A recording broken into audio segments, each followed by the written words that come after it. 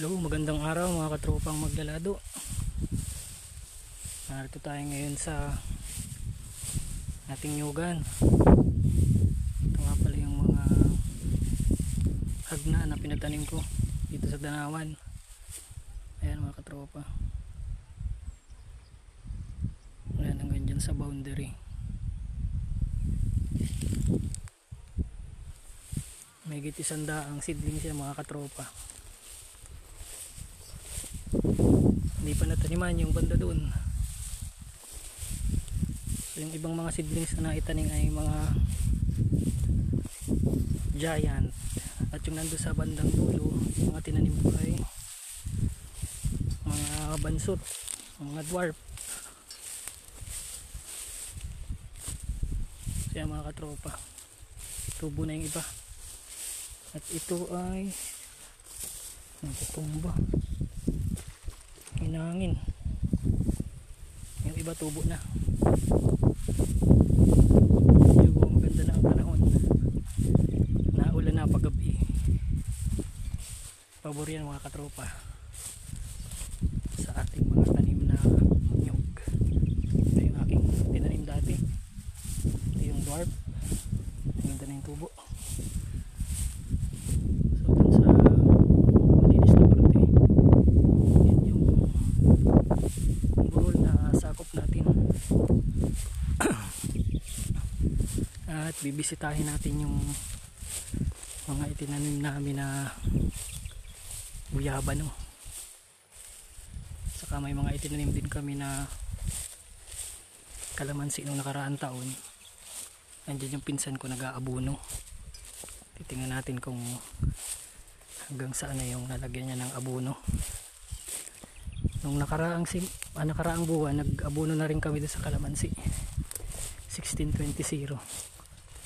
So bali nagpahabol kami ngayon ng organic. So yun mga katropa, hanggang dun sa may plug may tanim na yan. Hanggang isang buwan na rin nung matabasan ko ito. May mga damo na naman yung mga puno ng ating mga nyug.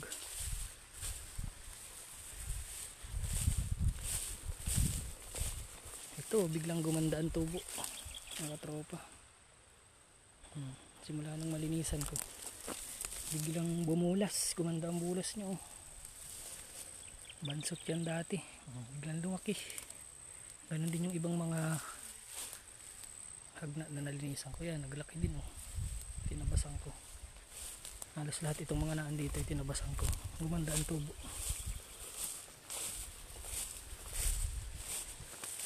So yun yung muko, tinatabas ko na dun sa bihog at nakakakanlong dun sa katabing nyug.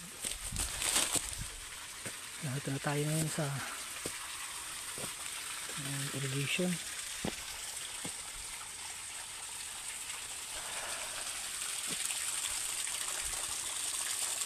Ito nga pala mga katropa yung isa sa itinanim namin nakaraan simana. Ito yung guyaban. Maganda na ang tubo niya. Tagal-tagal din bago ako nakaahon dito. Higit isang semana din mga katropa. Simula nung bago magpiesta, hindi na ako nakaahon dito. Pagka piesta naman ako ay nilagnat. Halos 3 araw akong nakahiga sa sakit ng katawan. Ayan tubo na ang guyabano.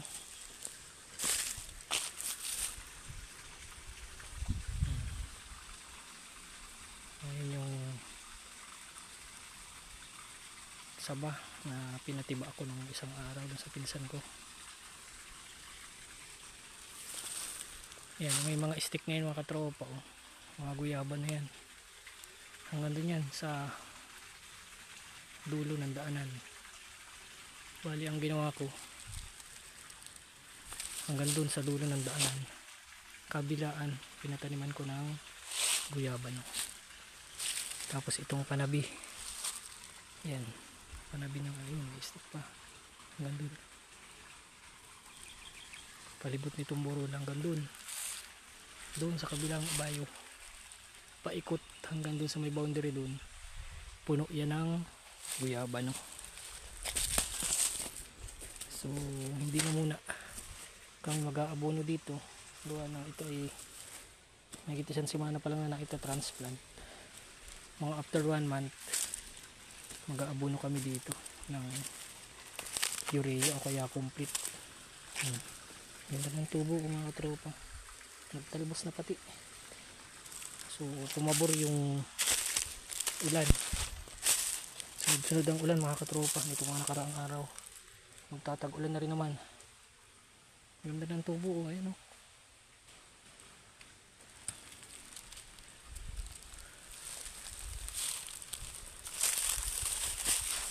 Ayan pa. Talagang nagtatalbos na siya, oh. Ganda ng dahon. So tama-tama, pabor na pabor yan sa paglago ng ating mga bagong tanim na guyaba, no? Kasi magsisimula ng tag-ulan.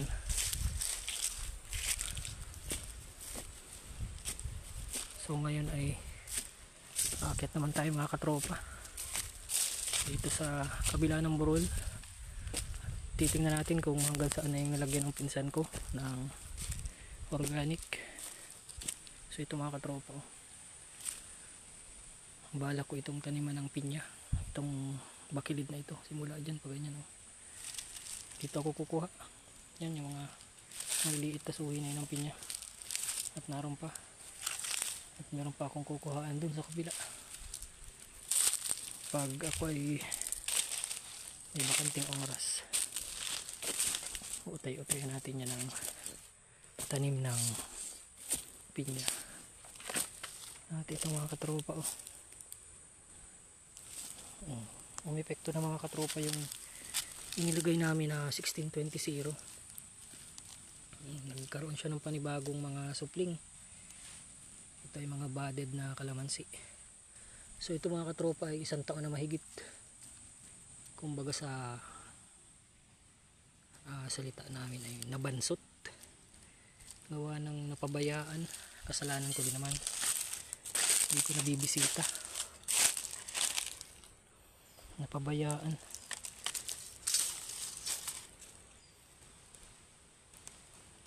At ang nangyari nung nagpara babagyo saka nagpara ulan, hindi na ako nakakabisita dito, kaya lumago ng lumago ang mga gaho yan, mga kugon, at nakubkob, natabunan itong mga tanim na kalamansi. So ngayon na lang ulit ako nakapagpatabas dito. At yun nga, pagkatapos na matabasan ay pinalinisan ko yung palibot ng mga puno ng kalamansi at pinalagyan ko ng abono. Kasama ako sa naglagay ng abono. So ayun mga katropa, oh. Ayan pa yung mga butil ng 16-20-0. So kitang kita naman natin mga katropa, umi-epekto na.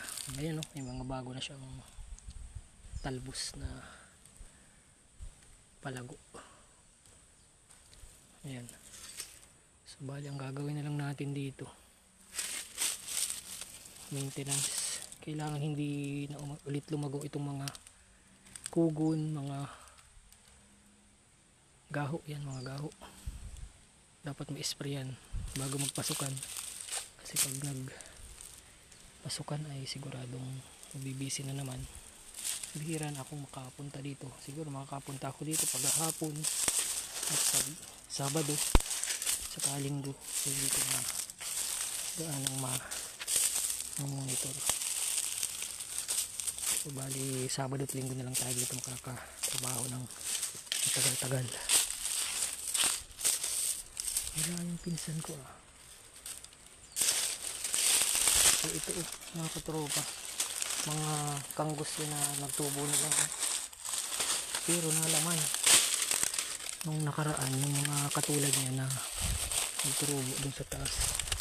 Sinukay namin ng pinsan ko, nakakuha kami ng siguro mahigit 5 kilo. Ang lalaki, mga gabinti. Ito mga katropa, oh, maganda na, oh. Malapad na ng dahon, oh. Pero kung ikukumpara dun sa ibang mga kasabayan nito na nakatanim sa patag, yung mga binigay ko dun sa bayaw ko saka dun sa isang katrabaho ko, mga kasintaas na ng tao, lagpas tao na yung iba at namumunga na. Ito talagang napag-iwanan, oh. Talagang iba ang lupa dito sa bundok ng katropa kumpara sa patag. Saka dito madilaw ang lupa, saka yan, oh, madilaw at matigas. Kung makikita niyo mga katropa, ayan, oh, mapapansin niyo may mga supling na siya. Ayan, oh, mga supling na at sana yung tuloy-tuloy. Bibisitahin din natin mga katropa yung ating ano dito, lansones. Meron ako dito ang tinanim na baiting puno ng lansones. So ang natira ay nasa 14 na yata o 15. Ito mga katropa, lansones na yun. Kasabayan din ng mga kalamansi. Ayan, nagkaroon na siya ng panibagong talbos. Yan po siguro ay epekto na rin ng abono na inilagay natin.